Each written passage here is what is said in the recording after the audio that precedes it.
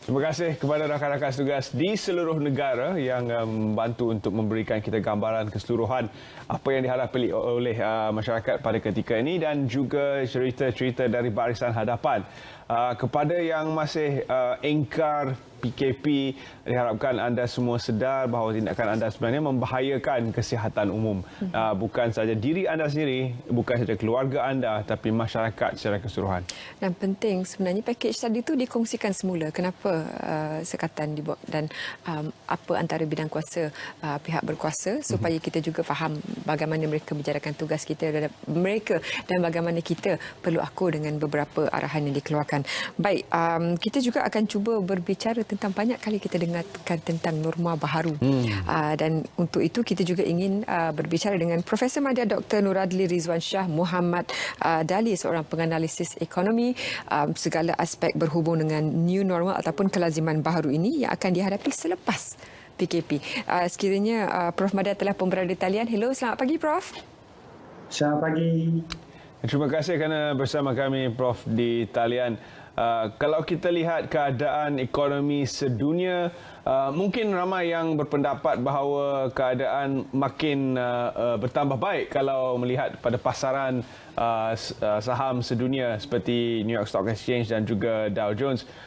Walaupun begitu, masih ada gegaran-gegaran hebat yang diterima seperti kejatuhan harga minyak dan sebagainya. Jadi, apakah komen Prof secara keseluruhan melihat kepada ekonomi dunia dan apa yang bakal kita alami sendiri setelah tamatnya proses PKP ini? Okey, kalau kita lihat dalam konteks ekonomi global secara amnya, kita melihat bahawa ada sedikit pertumbuhan dalam kenaikan dalam Dow Jones dan juga Nasdaq dan juga S&P 500. Walau bagaimanapun kita mengalami satu penurunan harga minyak yang agak tinggi juga pada semalam, iaitu sebanyak $4. Untuk WTI dan juga untuk Brent kita jatuh sebanyak dalam $2.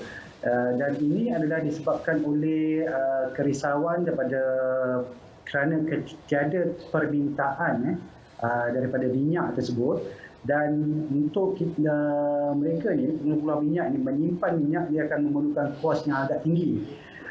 Disebabkan lambakan minyak tu yang berada di dalam pasaran, maka mereka terpaksa membayar kos yang agak tinggi lah. Disebabkan lambakan harga minyak.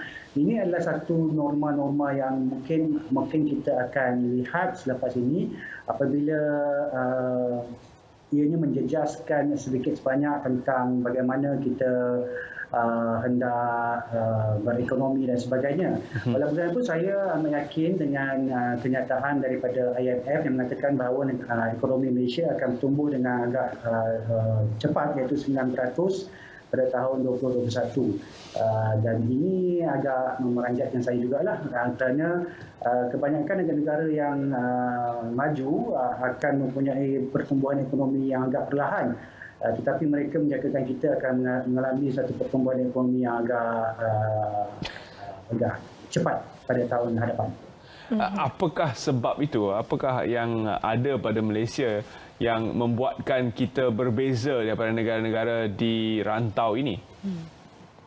Okey, pada pendapat saya lah, ataupun daripada mungkin ini adalah disebabkan oleh PKP yang telah kita jalankan dan ia nampak memberikan kesan yang baik.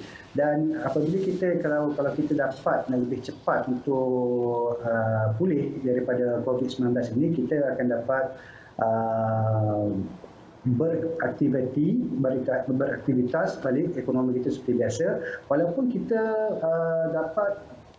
kita akan mempunyai satu norma baru tau. Kalau kita dapat, walaupun kita dapat menyelesaikan masalah COVID-19 ini, kita akan norma-norma baru dalam aktiviti ekonomi. Sebagai contohnya ialah dalam pembelian atas talian dan juga bagaimana kita perlu melihat dalam konteks, sebagai contohnya tourism dan sebagainya, mungkin memerlukan satu pendekatan yang agak kreatif. Sebab saya tengok dalam Airbnb sebagai contohnya, mereka telah mula menjual perkhidmatan pengalaman.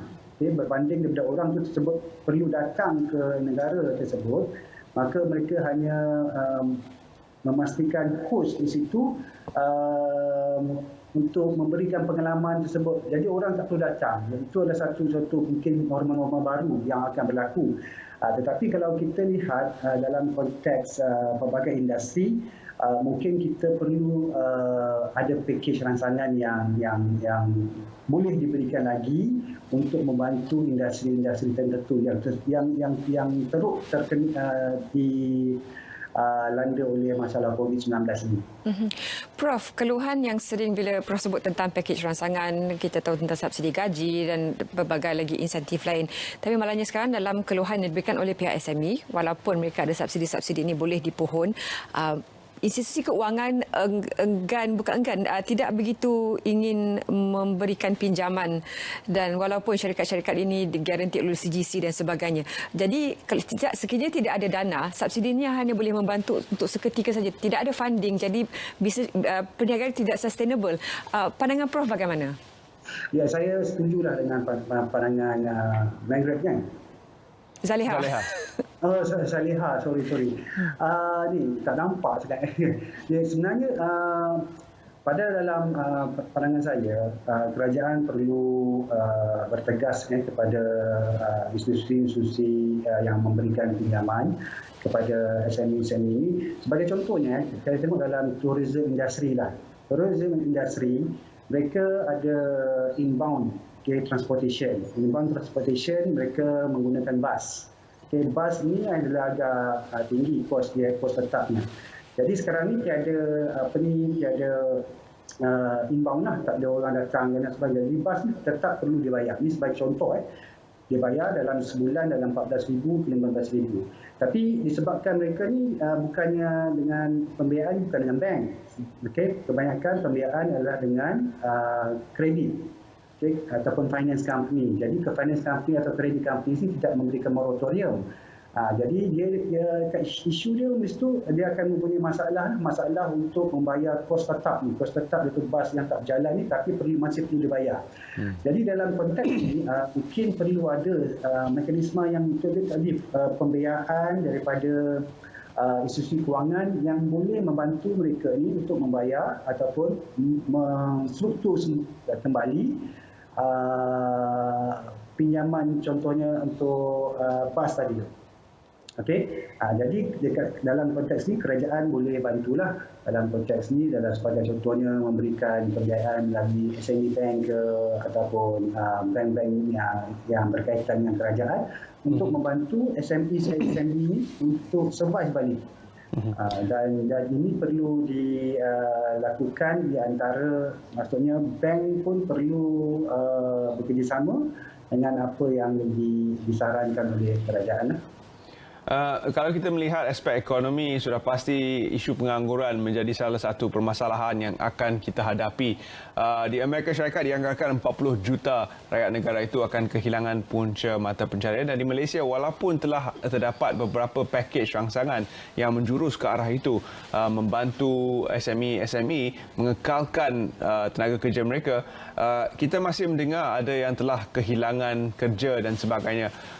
Bagaimana untuk kita keluar daripada belenggu ini? Bagaimana untuk kita kembali membantu mereka yang telah hilang punca mata pencaharian ini? Terutama sekali mereka yang berada dalam usia 40 tahun dan ke atas, kerana agak sukar untuk mereka dalam kelompok ini mencari punca pendapatan baru ataupun berubah industri kerana sudah sekian lama berada dalam industri yang sama.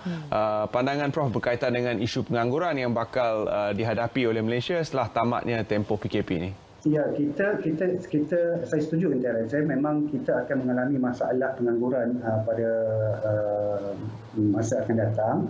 Tetapi kita perlu mengambil tindakan yang proaktif. Dari pihak kerajaan mungkin perlu melihat industri apa yang akan terjejas teruk dan mana industri tersebut kita ada norma baru.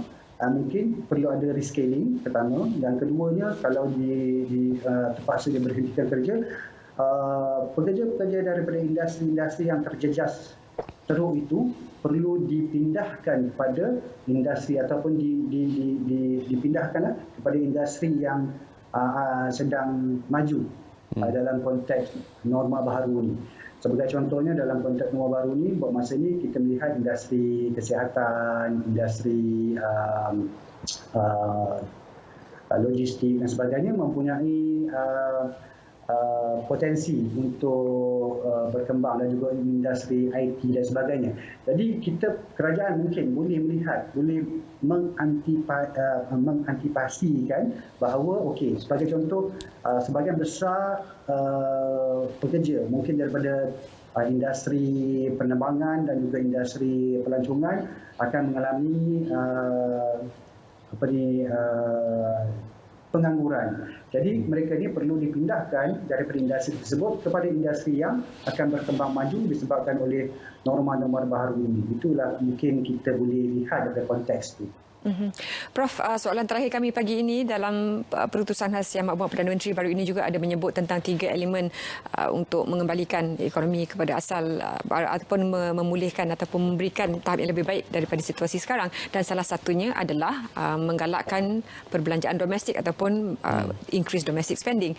Tapi dalam situasi sekarang bagaimana dan apa kepentingan penekanan kepada meningkatkan perbelanjaan domestik ini kepada ekonomi kita sebaik saja PKP ini ditamatkan?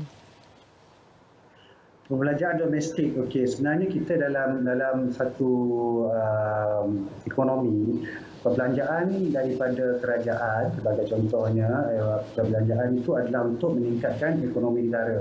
Dan ianya dilakukan dengan memberikan rancangan-rancangan, memberikan polisi-polisi yang tertentu supaya rakyat semua dapat berbelanja dan kita punya ekonomi berkembang. Okay? Jadi perbelanjaan di dalam negara sahaja, maksudnya domestik ni banyak dilakukan di dalam negara. Ini adalah salah satu sebabnya adalah mungkin apabila dalam konteks global, kita kalau contohnya kita yang lebih awal pulih daripada COVID-19 ni daripada negara-negara lain, maka kita nak berdagang dengan negara lain pun masih lagi belum bersedia untuk menjalankan aktiviti ekonomi sebab mereka pun masih lagi terpaksa menangani masalah COVID-19. Jadi dalam konteks kita ni, kita perlu meningkatkan ekonomi setempat kita dulu. Sebagai contohnya, kita mungkin boleh membantu SME ataupun peniaga-peniaga yang dalam komuniti kita. Sebagai contohnya, kita boleh membeli daripada Pak Ali atau Encik Tia yang menjual dalam komuniti kita supaya ianya dapat mengembangkan lagi, membantu mereka ni untuk terus survive dalam konteks ekonomi.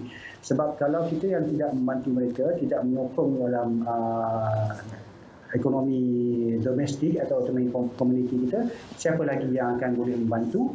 Dan isu itu saya sarankan supaya bahawa kita teruskan membeli daripada konteks komuniti dulu. Lepas tu barulah kita keluar. Okey, apabila kita telah berkembang maju nanti. Baik, terima kasih Prof kerana sudi bersama kami di talian Skype, dan kita ucapkan selamat berpuasa kepada Profesor Sisi Keluarga. Okey, terima kasih Terence dan Zaleha. Terima kasih Prof. Baik, itu tadi yang sempat kami